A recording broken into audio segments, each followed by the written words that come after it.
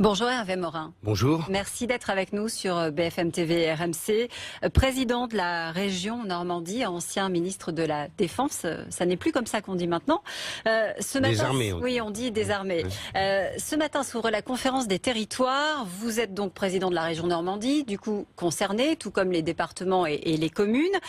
L'objectif affiché, c'est de sceller manifestement un pacte entre l'État et les collectivités. Donnant-donnant, gagnant-gagnant. Vous attendez quoi en retour ? Je vais vous faire une confidence. Je me suis fendu d'une longue lettre au président de la République il y a 8 jours. Dont je vous livrerai pas le contenu détaillé, mais quelques éléments. Simplement, j'ai dit au président de la République ceci. Une partie du redressement du pays passera par les territoires. On a une capacité d'innovation, d'expérimentation, une capacité d'agir rapidement, que n'a pas l'État empêtré dans son interministériel, la nécessité de remonter tout à Paris, etc. Je dis, la question elle est là, c'est est-ce qu'on fait confiance au territoire pour participer au redressement du pays? Ensuite, deuxièmement, qu'est-ce qu'on fait à partir de cette idée-là? Il y a des sujets simples. La question de la formation professionnelle. C'est un des grandes priorités annoncées par le président de la République durant sa campagne électorale. Le système de formation professionnelle ne marche pas. Quand on parle aujourd'hui du redressement du pays en parlant de baisse des prélèvements obligatoires, le président de la République a raison. Quand il parle de droit du travail, il a raison. Mais il y a un troisième élément qui est probablement plus important que les autres pour favoriser la reprise de la croissance en France, c'est la question de la formation. Dès qu'il y a un brin de reprise, immédiatement, les entreprises vous disent, je trouve plus de personnel, je trouve plus de collaborateurs. Vous avez des exemples concrets chez vous en Normandie? J'ai lancé, alors vous savez, il y a un grand discours classique des ministres du Travail, c'est territorialiser la formation. Oui. Et donc je suis parti de cette idée-là, et par bassin d'emploi, donc on fait 30 réunions dans 30 bassins d'emploi en Normandie, et on dit aux chefs d'entreprise, mettez-nous sur la table vos défis, vos besoins, faites de la gestion prévisionnelle des emplois et des compétences, et regardons ensuite comment est structuré notre système de formation.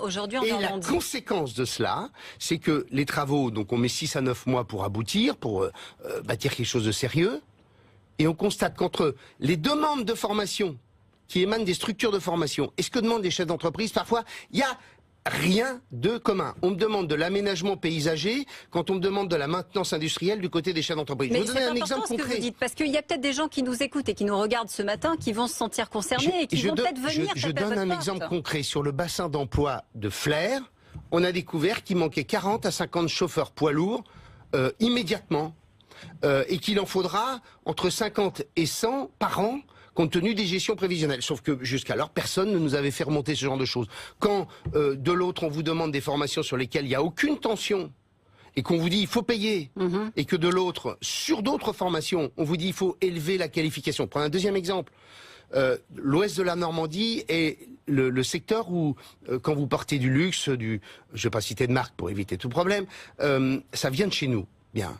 Eh bien, pour ces entreprises, il y a une problématique d'élévation des qualifications, des compétences. Or, jusqu'alors, jamais ça n'était revenu. Ça, Hervé Morin. Parce qu'il y a trop d'interlocuteurs.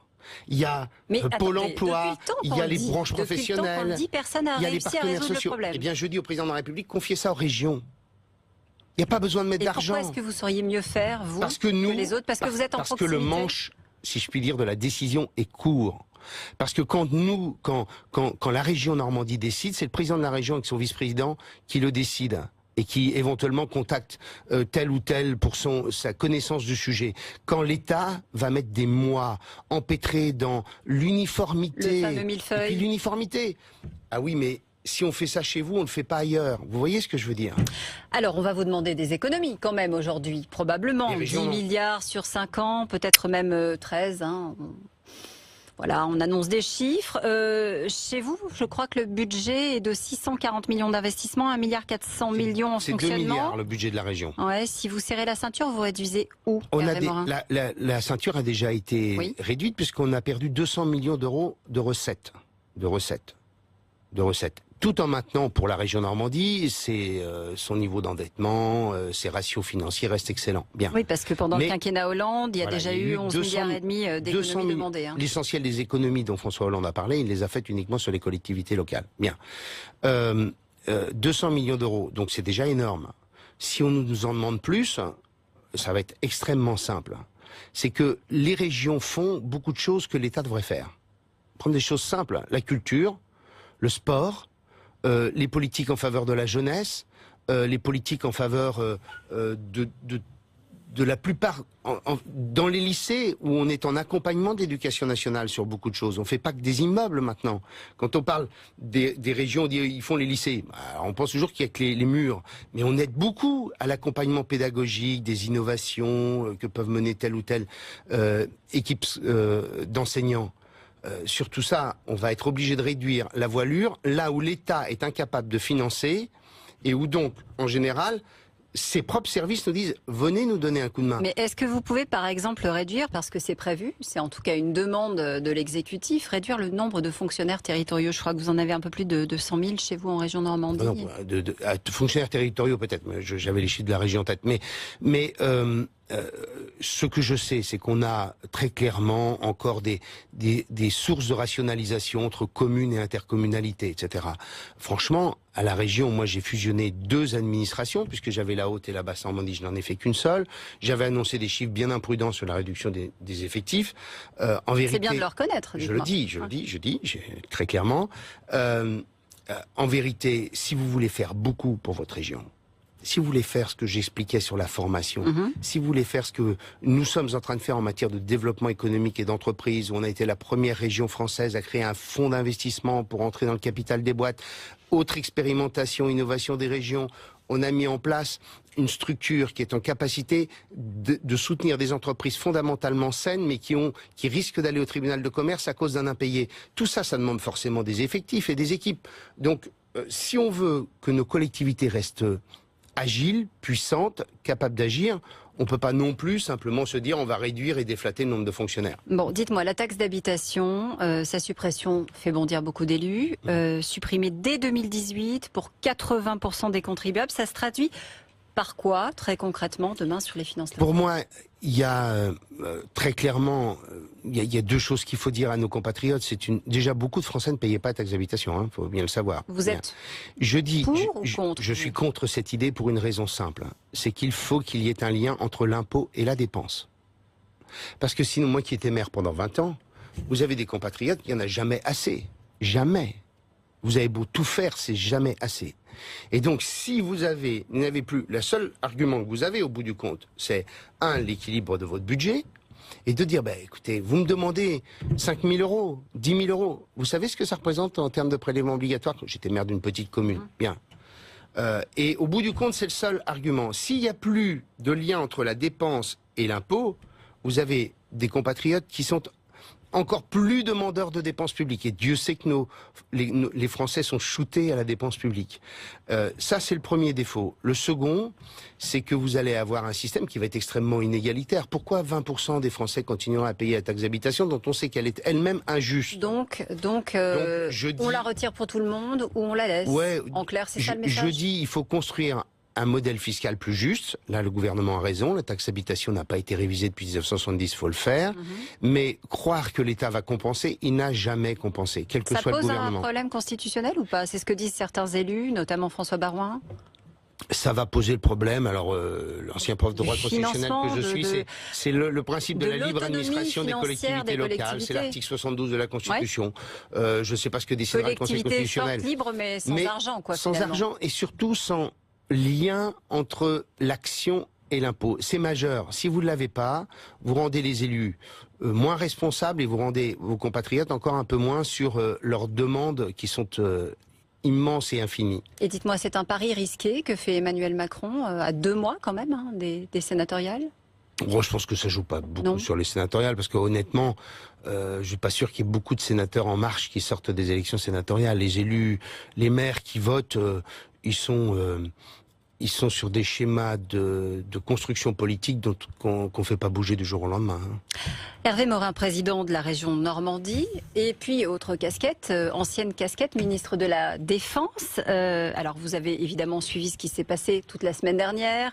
Vendredi, le général De Villiers va avoir un rendez-vous en tête-à-tête avec Emmanuel Macron. Emmanuel Macron qui a eu cette phrase, je vous la livre. Si quelque chose oppose le chef d'état-major des armées au président, le chef d'état-major des armées change. Ça veut dire quoi? Il va être remercié ou c'est une manière de lui dire on se tait, on rentre dans le rang? Je connais très bien le général de Villiers. Il était major général quand j'étais ministre de la Défense. Nous avons fait toute la réforme du ministère de la Défense ensemble. Et il a été reconduit. C'est un très grand militaire, très grand serviteur de l'État, passionné par ce qu'il fait. Qui avait déjà mis sa démission dans la balance oui, alors, pendant le quinquennat de François Hollande. Donc, ce que dit le président de la République, il a raison. C'est lui le patron, et si le chef des armées, le chef d'état-major des armées ne répond pas au chef des armées, qui est le président de la République, très clairement, il y a un moment, il y a un problème de confiance. Ce qu'a dit le général de Villiers, il l'a dit devant une commission parlementaire. On est dans une démocratie parlementaire. Donc il a le droit de le dire. Qu'un militaire à huis clos, devant la commission, je crois, je ne sais plus si c'est des finances, disent « je ne vais pas me faire par le budget », il ne dit pas par le président de la République. Il dit dans les cadres des discussions entre administrations, entre ministères, on est quand même dans un exercice qui est assez logique. Mais deuxième chose, là où attendez, ce que une partie de l'armée pense tout bas. Attendez, ce qu'il faut dire à nos compatriotes, derrière ça, qu'est-ce qui se cache? Il se cache deux choses. La première, c'est que des programmes d'équipement, ce sont des temps extrêmement longs. C'est-à-dire que quand vous décrochez de plusieurs centaines de millions ou plusieurs milliards, ça a des impacts sur le très long terme. Donc ça ne se voit pas immédiatement. Et la deuxième chose, c'est que ça va toucher la vie quotidienne de nos militaires, quand ils sont très engagés. Ça concerne quoi? La préparation des forces. Savez-vous que, globalement, un pilote de l'armée de l'air doit voler à peu près 180 heures? Il vole en vérité aujourd'hui plus que 140 heures. Savez-vous qu'un pilote de Transal ou d'avion de transport vole à peu près 60% du temps qu'il devrait voler? Mais ça, donc, le président le sait. Oui, donc, le président donc est là où allé le président de la République se trompe, d'opérations extérieures. Là où le président de la République se trompe, c'est quand il constaté les manques. Là où le président de la République se trompe, c'est quand il dit c'est pas les industriels qui décident. Ça n'a rien à voir avec les industriels. C'est la vie quotidienne des militaires. La disponibilité opérationnelle du matériel en opération extérieure, rapport du Sénat il y a quelques mois, est à 50 ou à 60% de ce qu'elle devrait être lorsqu'ils sont au Sahel. Ça veut dire que une fois sur deux, quand on met le contact pour faire démarrer l'hélicoptère, c'est une image, hein, bien sûr, eh bien ça marche pas. Et c'est ça dont on parle. C'est pas simplement d'avoir de beaux joujoux rutilants. Mais le résultat, c'est quoi? Le résultat, c'est la démission au final du général de Villiers. C'est ça qui va lui être demandé vendredi par le président à l'Élysée? Non, je crois derrière. Vous avez vu ce qu'il a posté sur son compte Facebook, en parlant de la confiance, notamment, pour répondre à Emmanuel Macron. C'était le 14 juillet. Que la confiance ne devait pas être aveugle. Non, oui, hein, je ne sais plus exactement quels sont elle doit être nourrie pour faire naître l'obéissance active, là où l'adhésion l'emporte sur la contrainte. Voilà. Faut lire entre les lignes. Hein. Oui, j'entends. C'est un texte d'un officier de Saint-Cyr, ça. Et il dit la fin, finalement, est énigmatique. Non. Il dit une fois n'est pas coutume, je réserve le sujet de ma prochaine lettre. Non, mais attendez. Qu'est-ce qu'il y a derrière ça? Il y a un engagement du président de la République. 2% du PIB pour la défense. Oui. Ça veut dire qu'il va falloir augmenter de plus de 2 milliards d'euros le budget de la défense chaque année. C'est ça aussi qui est derrière, je crois, les discussions et les intentions du chef d'état-major des armées. C'est au moment où les questions de sécurité redeviennent absolument majeures et stratégiques, au moment où les besoins sont de plus en plus importants, est-ce que nous allons pouvoir avoir ces 2 milliards supplémentaires par an? C'est un effort significatif. Mais le problème, Hervé Morin, c'est que le surcoût des opérations extérieures n'a jamais véritablement été pris en compte. Il était de montant. On payait 100%. Nicolas Sarkozy, chef des armées, président de la République, arbitrait chaque année et nous avions 100% des crédits qui étaient affectés. 850 millions d'économies aujourd'hui à l'armée, sur l'armée. J'ajoute une dernière chose pour qu'on ait en tête, c'est qu'il y a en plus, dans ce contexte d'exigence considérable d'engagement, à la fois à l'intérieur, c'est le Sentinelle, en opération extérieure, au Sahel, au Mali, en Irak, vous avez la question de la montée en puissance des crédits nécessaires à la dissuasion. Il va falloir 3 milliards d'euros de plus pour renouveler notre dissuasion. Et donc le risque, c'est que si vous n'avez pas ces crédits supplémentaires, c'est que ça va être encore la vie quotidienne des militaires et des forces qui va être concernée, puisqu'on ne fera pas l'impasse, bien sûr, sur le nucléaire au bout du compte. Donc voilà, et j'ajoute enfin, pour terminer le panorama, qu'il y avait cette proposition absolument stupide, qui était le service national d'1 mois, dont on se demande encore comment tout ça va se financer. C'était ma question suivante, justement. On le finance comment, le service national universel et obligatoire, sur le budget, justement? Vous voulez que je vous fasse 30 milliards sur 5 ans. Vous voulez que je vous fasse un pari? Ça ne se fera pas. Pourquoi? Parce que c'est infaisable. C'est une promesse? Bah oui, c'est pas la première promesse qui passera aux oubliettes. Mais 1 mois, ça n'a pas de sens. J'ai fait partie des rares à m'opposer à la suppression du service national. Je pense que c'était un creuset absolument formidable. Mais aujourd'hui, réouvrir pour 900 000 jeunes chaque année, puisque c'est garçons et filles, un service national d'1 mois, quel est le sens? Comment vous allez bâtir cette histoire? Comment vous allez bâtir le creuset qu'on veut évoquer? On voit bien que tout ça n'a pas de sens et que ça se terminera par, vous voulez que je vous le dise, ça va se terminer par une demande d'une mission pour analyser les conditions, et on terminera par une espèce de pseudo-proposition qui n'ira pas plus loin que cela. On saura se le redire d'ici la fin du quinquennat. Je n'oublierai pas, non. Pas de service national universel et obligatoire. Vous prenez le pari sur RMC. 1 mois, ça veut dire que vous commencez et vous ressortez immédiatement. Vous voyez bien qu'on est en dehors du schéma qui est celui que j'ai connu en faisant mon service national, où les bourgeois du 16e découvraient qu'il y avait une autre France et qu'il y avait des gens et des jeunes qui découvraient que le matin il fallait se lever et faire son lit. On est bien loin de ce schéma. Merci Hervé Morin d'avoir été avec nous. Il est 8h55 sur RMC et BFM TV.